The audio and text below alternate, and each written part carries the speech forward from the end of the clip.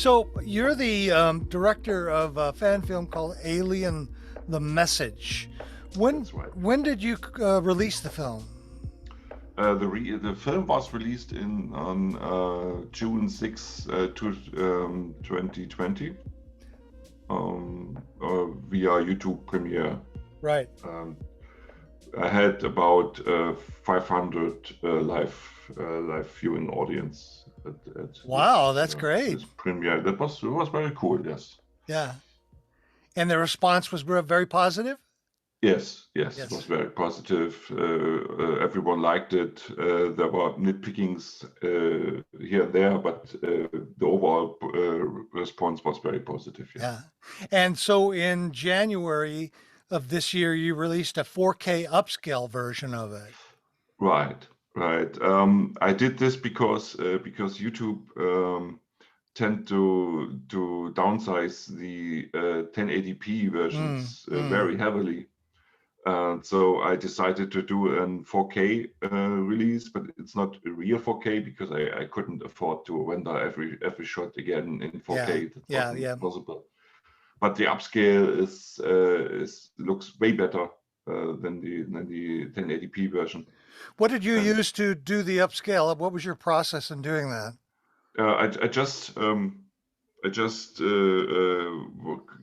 did was going into my video editor, and I rearranged one scene which was heavily criticized by some people, and I did a new color grading, and then I just rendered it out in 4K. Ah, That's just a simple upscale. I think your editor was Avis. Edit, Avid. Avid is Abbott. Avid Media Composer. Yeah, that's Got it. the editing software I use. Yes, Good. Good. because I'm working here in Germany. I'm working as a freelance editor for movies and TV shows, and so Ah, I'm working in the film industry, yeah. and this Machinima project is the thing I do in my spare time. Right. No wonder the film was so wonderfully edited. I rewatched it again last night, and I was so impressed with the editing in the film. No Thank wonder, you. because that's what you do on a professional level. So Yes. that's the reason why. I wanted to ask you. You put a disclaimer at the beginning of the film, and you say this film, Alien: The Message, is a fan film which does not pursue any financial interest. There would be no monetization via YouTube. If, however, an advertisement is shown before this video, it's because the rights holders have claimed the video for themselves. Why did you Yes. feel it was necessary to put that disclaimer at the beginning? Um, I wanted to.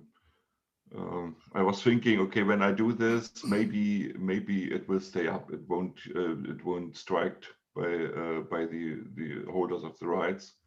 Um, as it turns out, Disney doesn't care very much about this. It's not they don't care. But the right holders for the music care a lot. Ah, yeah, Yeah. yeah, yeah, yeah. So it's the soundtrack, because I used the original soundtrack from Jerry Goldsmith to have this feel of the first movie. Mm. And so, but they let the video on air, and they collect the revenue, which is I guess a few cents or something. Right, right, right. The copyright issue is that they claim the copyright. So if any revenue comes from advertising during your film, they get it. Yes, yes. So Got if it. you see any advertisement, and I don't want to have the impression that I capitalize Right. from an IP I don't own. Got it. That's not what I wanted, and so I thought the disclaimer would be the right Yeah. thing to Yeah. do. That was very smart. I think it was a very smart way to handle it, especially the music rights, because they're very aggressive, even here in the Yes. United States. Now, it's copyright. Technically, what is the what copyright law is in effect on a video YouTube? Is it the copyright law of Germany because you made the film, or the copyright law of the United States? I guess it's both. So Hmm. the the height holders.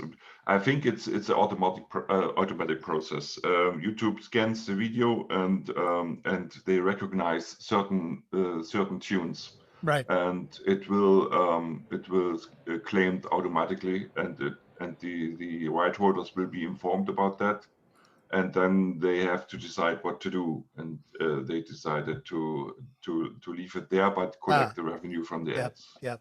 Yep. That makes sense. It was smart to think of that.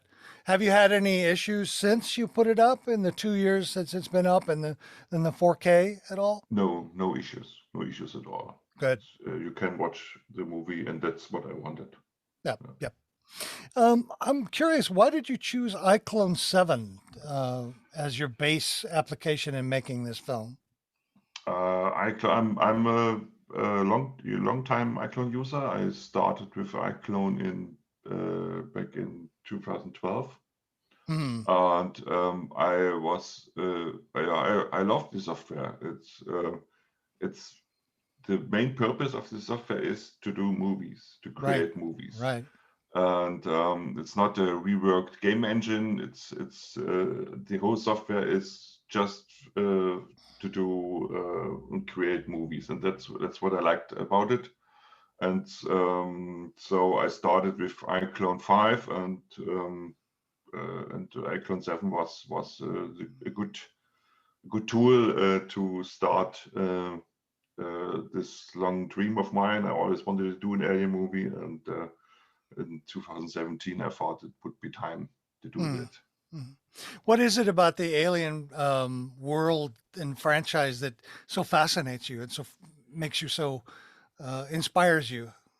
I was 12, I think, 12 or 13 when I saw the movie first in on a small TV in the night. And this movie inspired me a lot. Inspired me to go into the film industry. Uh, it was Ah. um, Ah. it was such a it had such a great impression on me. That I loved this movie so much, and I also loved the second part, the Aliens from Mm-hmm. James Cameron, Mm-hmm. and it's this retro sci-fi dark world which is very interesting for me, and that's the reason why I decided to do this. Yeah, yeah. What do you think exactly is a fan film or a fan creation? What are you trying to do as a fan? Trying to recreate the experience of the film or something Uh, else? in this case, yeah, the Alien franchise is a bit narrow in terms of what you can tell. You know, it's basically surviving a heavily overpowered beast, Right. and you can do this one or twice or maybe three films. And then you have to put something new on the table, which Ridley Scott did with Prometheus, and then he did Alien Covenant, and I saw that movie and I was very furious about it Yeah, because it was a yeah, very bad movie. yeah. And I agree. when I saw that, I thought I can do better, and that's the reason why I started the writing the script and everything else. I wonder how many creations, and not just fan films, but professional work as well, um, started with the idea that I can do better than that. Yes. Uh, I have to add, in fact, I called it a fan film because if you when you look at the movie, it's basically the original movie, the first 20 minutes and the last 20 minutes Yes. combined into one short Yeah. 43-minute movie. Yeah. So Although that's the I love your twist at the end, which I'm not yeah, going to give away, but you know what I'm talking about. The yes, twist that connects it to the original Alien film. yeah, that was a goal to have it so if Disney would decide, oh, this is cool, I want to show this, you can put it into the canon and it will fit perfectly, Fit, and that right, was the goal right.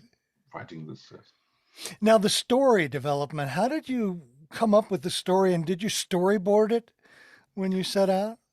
No, I didn't storyboard it. I wrote the script in early summer 2017, and it was very quick. I had the idea. I had the overall idea how to end it and how to tell it. And so I wrote it in 4 days, and then the script was finished. What I had to think about was I do this. I've done this alone. I had a friend, Andreas Günther. He did the all the conversion work from the game Alien Isolation. So all the assets from this game converted over to iClone. And I had to think. I do the animation work and everything else. I do this alone, and so I had to check that the story is not too convoluted, not too Hmm. big. Hmm. So I have one female hero. Yeah, I have and only a few scenes where you see more than one or two people Right. um, to have a chance to finish this Hmm. on my own. Right. How long was the production process from start to finish? Almost 3 years. It took Oh me my almost three goodness. years. Yes. Wow. That's a lot of Yeah. dedication. It It's shows in the film, by the way. Congratulations. It's such a Thank great, you. great film. Thank you. It's 3 years because it's a project I do in my spare time. So Right. and Right. sometimes I have a lot of work. I'm a freelancer. I have to do what comes in, Right. and sometimes I had to stop the project and put it on hold for about 6 months Hmm. and do nothing. And then came the COVID situation in Yeah. early Yeah. 2020, and business went down to zero. And that was the time I had time to do every day on the movie, Yeah. and so I could release it in summer 2020. Did the film change much from when you started to when you finally came up with the finished version? No, no. I added a last minute scene, and this is the scene which was discussed the most because I felt the action or the interaction with the bees is was too was not how do I put it the beast was too long away, and Hmm. I wanted it wanted an interaction with the female hero uh, in the last third of the movie, and so I wrote a little scene with the chair, Ah. the scene with the chair. Right. And I had to come back. The lead actress come back and record new lines, and I did this. This was a last minute thing and was not very well thought through. And this is the scene which is mostly discussed and mostly criticized. I So see. yeah, So maybe it, but everything else was done as planned. so maybe you learned something there that perhaps adding something in isn't a good idea after you've finished the Yes, project. Yeah. yes, yes, yes, Yeah, I know right. that. I know that feeling very well. One of the things I liked in the film was these interesting video shots, where various monitors in the ship, you'd cut to them and you'd have this sort of video interface Yeah. with the low quality thing. How did you create those shots? I thought they were very effective in telling the story and keeping the action moving. It also gives a sense that somebody's watching the lead character all the time. How did you create those shots? Those shots were, also I rendered them normally like every other shot, and every video effect and film damage effects were done later on the Avid Media Ah, Composer. There were hmm, effect libraries which I combined to create this old VHS kind of look. Yeah. yeah. It's very, very effective, especially where you place them in in the film. It really gives an eerie sense of somebody watching. I Yeah, liked. Go ahead. I thought it would be a thing on such a big ship that you have everywhere cameras to control and oversee what's happening on the ship. That was the thinking behind it, Yeah, and I thought it would be a very cool visual effect at the end. yeah, yeah. It's also an addition to the film because I don't recall shots like that in the original film. No, no. So I thought it There was a was in the second film we have the cameras the right. soldiers have, Yeah, yeah, yeah, yeah, but not in the first yeah. movie. You don't have such thing. No. Thought it was an excellent addition. One of the another thing that I liked a lot about the movie is the sound design and the music choices in there. Where did you do all of the sound editing yourself, and what were some of your Yes, sources? yes. The sound editing is completely done by myself. It was a very tedious work to do. It took me a lot of time Yeah, yeah, to get this together. The most of the sound sources were from the game in isolation. So um, this game gave us the opportunity to use all the original sounds because they had the rights to use them, and there were tools to get them out of the game. And so I could use a lot of original sounds like the alien hisses right. and the Yeah. original alarm sounds and such a thing.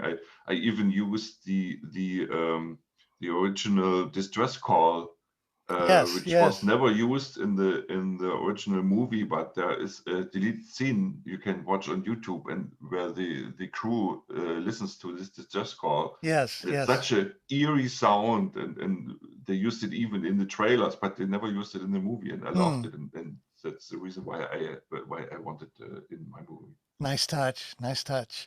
Tell me a little bit about the voice casting and the recording. What was your process behind that?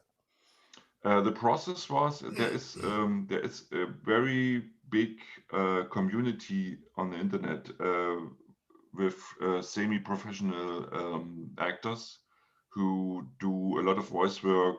They dubbing a lot of Japanese animes and such things. And there's a website called the Casting Call Club, Hmm. and there are a lot of people there who have very good microphones and very good setups to do a lot of professional voice work. And I did a casting there, and a lot of people attended. And it was a paid, I paid all the actors. They all Yeah. got money for their work because I don't want them to work for free Right. for this. And so I got very good actors to do the voice work, and they record the lines. They send me the lines. I listen to them, and I give them directions for a redo if necessary. Hmm. And so I have within the 2 months I had all the lines for the movie with me, and I could start the animating process. It was nice. They did a very good job. The lead Yeah. actress was quite good, especially She, in those scenes where she wasn't saying any lines, but she was um, making sort of voice sounds, yes. responding to various situations. It was really quite good. That's what I wanted her to do. I told her, please do a lot of scream briefing sounds because a lot of animation movies always concentrate on the voice, but there's Yes. so much more like breathing and hissing Gasps and gasps and such things. yeah. Uh, um, and this is mostly overlooked in animations, and I find this makes the movie much more believable. Well, that was one of the great things about the original film too, is the sound design, and it included a lot of vocal thing, non-speaking vocal noises by Yes. the cast, and also the grittiness of the scenes. It needed that extra realism to be believable, I think.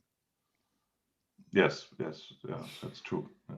Um, Let me ask you here. I was really I really enjoyed several scenes in the film, and I have to tell you, all of us at the on the podcast, we've been involved in machinima for a long time, and we select different films each month to view and to talk about, and oftentimes someone will select a long film, and by long I mean most of the films we select are fairly short, 5 to 15 minutes. But sometimes somebody will pick an hour-long film or a 40-minute film, or sometimes even an hour and a half. And so when your film was chosen by one of our podcasters, Damien Valentine, who's a filmmaker himself, he does a space Star Wars space fan film. Oh. He uh, put it up, and we all groaned because it was over 40 minutes. Because usually the films that are that long, they can't sustain the believability of the narration.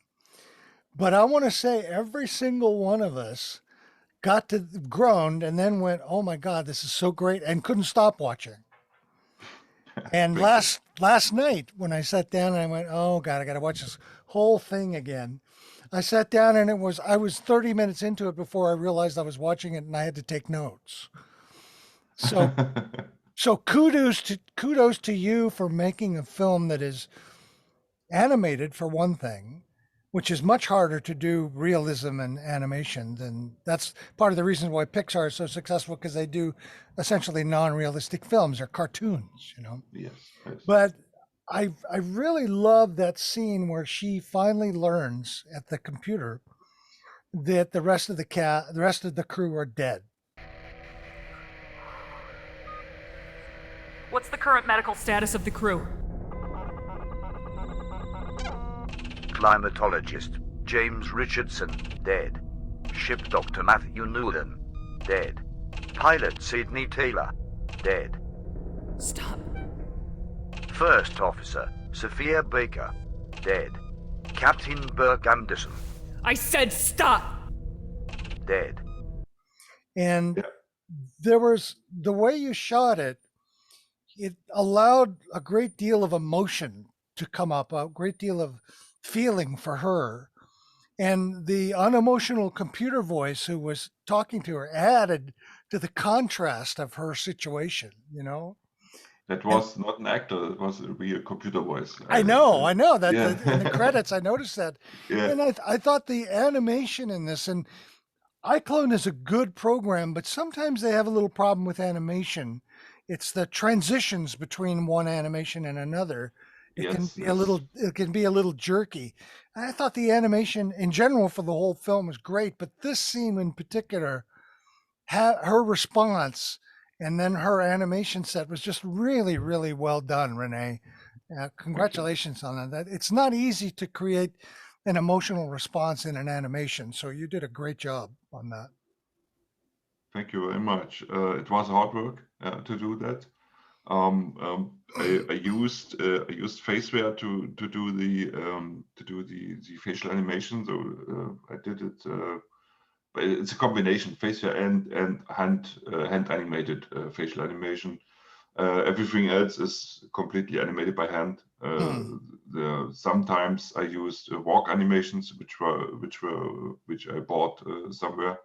But the rest of the thing was completely yeah, done by me. Yes. Yeah, yeah. How much did you get off of the Real Illusion marketplace to contribute to the film, the set design, and all of that? In this case, almost none, because we wanted to stay as true as possible Hmm. to the original movie, and so we almost did everything from the game A in isolation or from other models we found on the internet to create Right. this believable retro sci-fi world we all know. Yeah, and there are several models from Revolution in there, but not very much. Yep. In this case, not. Your camera animation was really quite masterly as well. There's a scene at around 42 minutes, which has a bird's eye shot of an alien walking left to right with very long shadows ahead.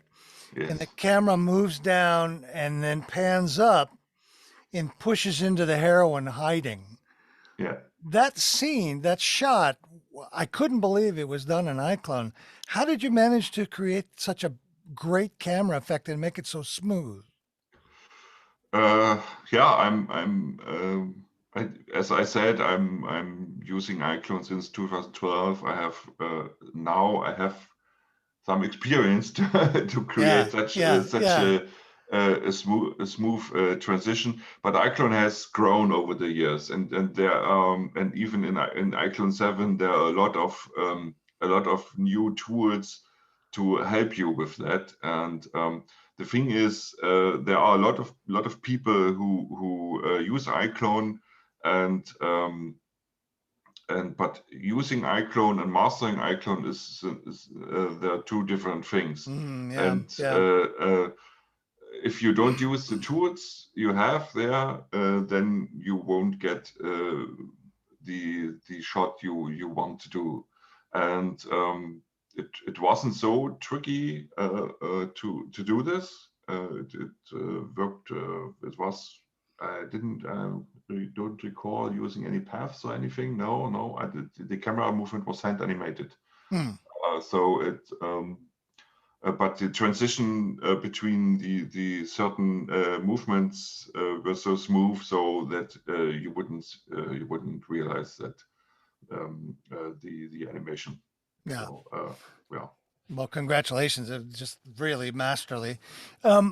Basically, what was your general workflow on creating a scene? First of all, when I have a scene with dialogue, I import all the necessary dialogue into the iClone project and place it where I want it to be, and then I start the animation, mostly with the overall movement, like walking or the basic stuff. And if this is done, then I go deep into the animation of the hands and the body and the facial animation.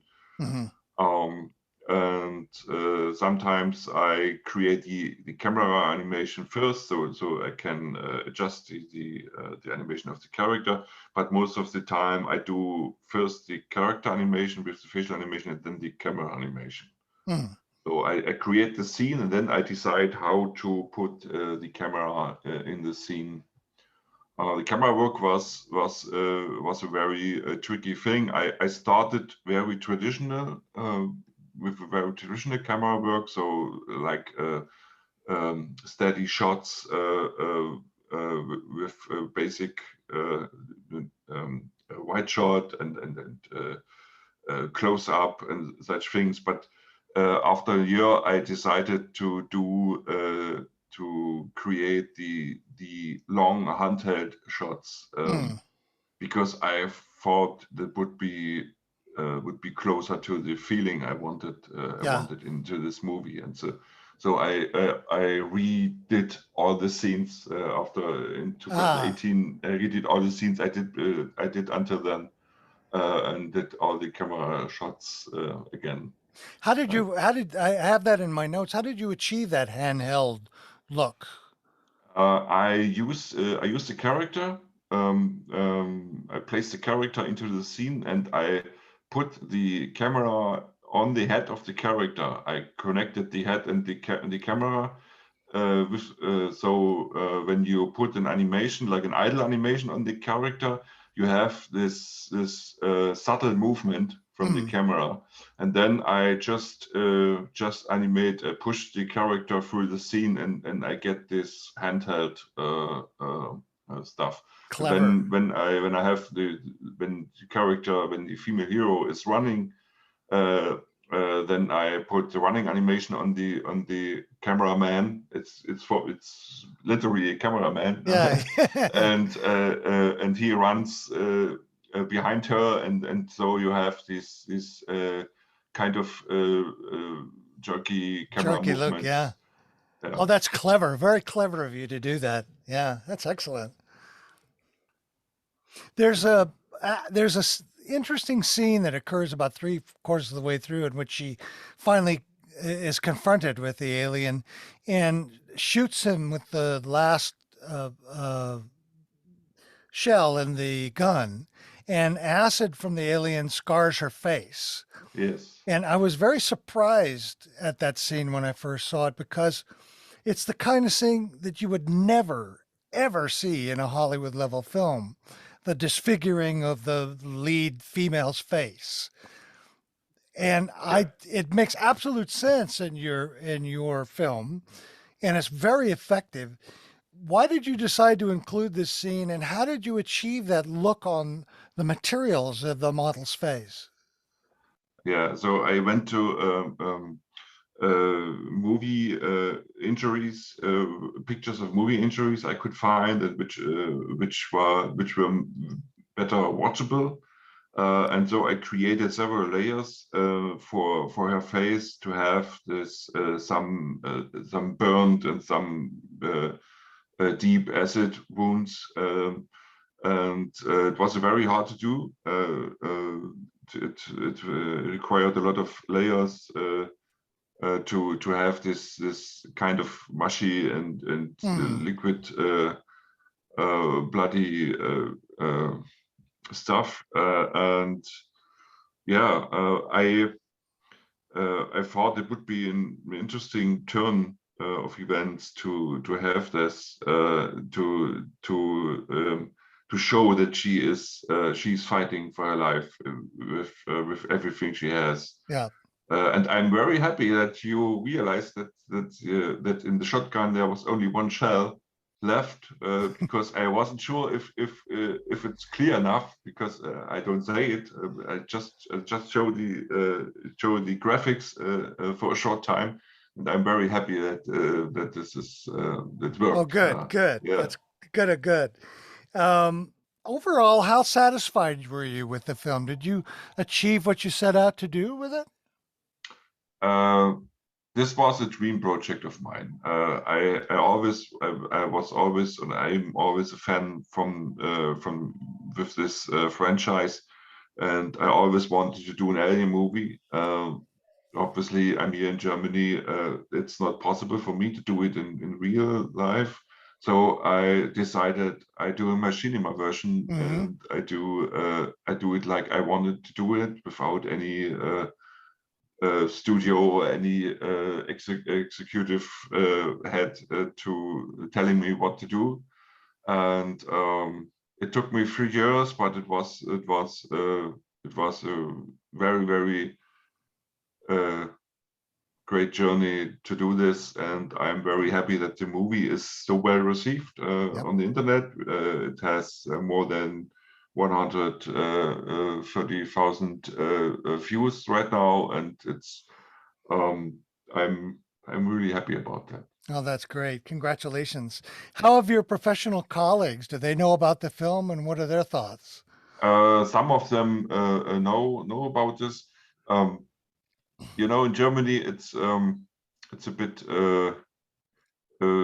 if you do such films like if you do genre films, they don't take you seriously here. I see. Yeah. So, and this is a kind of side project in my spare time, and I show it to my friends. That's for sure, but not my colleagues. I get it.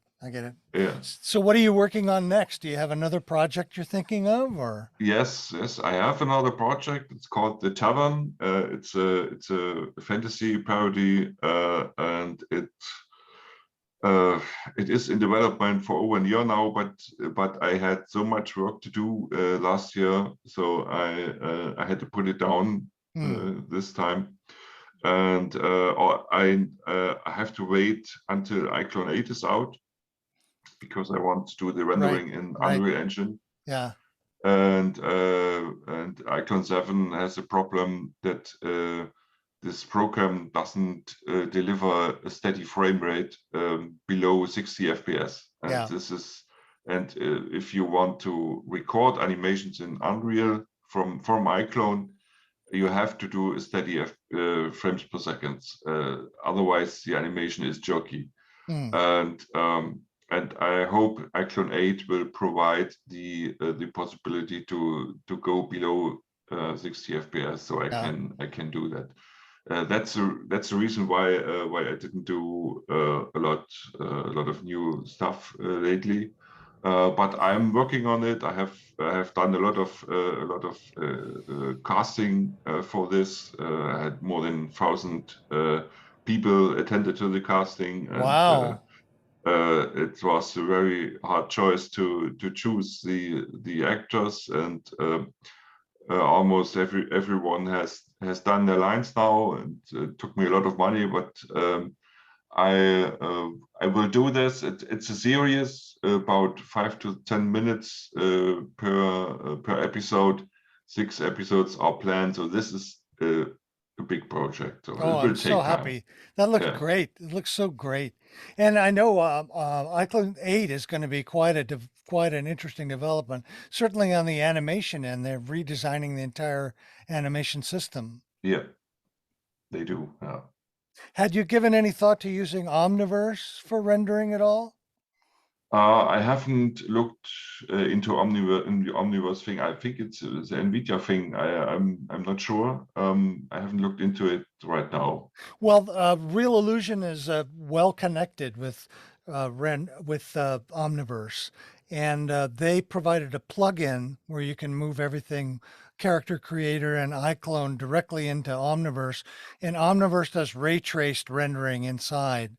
So it might be worth taking a look. Although Unreal is so good and it's so well established, it might make sense to stay with that. But Unreal is a beast. Yeah. To conquer Unreal, this is real. This is real work. Yeah. The thing is if you convert that's the reason why I always use the native renderer from iClone. If you convert your scene into other programs like iRay or Unreal or this Omniverse, you will always have a lot of changes with the materials and with the lighting, and it's very hard to assess if the lighting will be good in the Omniverse when it's looking good in iClone. And that's the reason why I always backed